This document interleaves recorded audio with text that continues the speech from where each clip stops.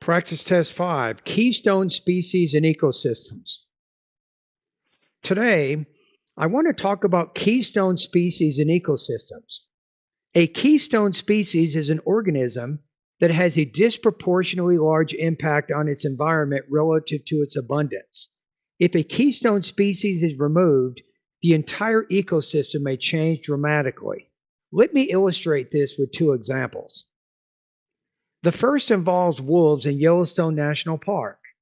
In the early 20th century, wolves were hunted to near extinction. Without them, deer populations increased rapidly.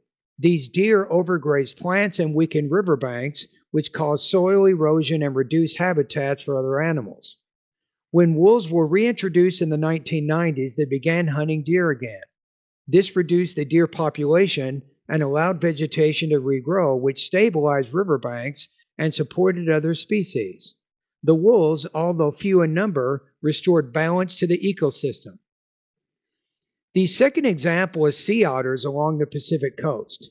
Sea otters feed on sea urchins, which, if left unchecked, can destroy kelp forests by eating the roots.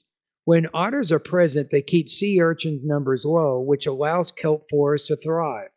These forests provide habitats for fish and other marine animals.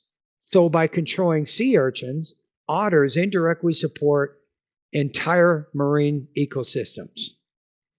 In both cases, the presence or absence of a keystone species dramatically affects the health and structure of the ecosystem.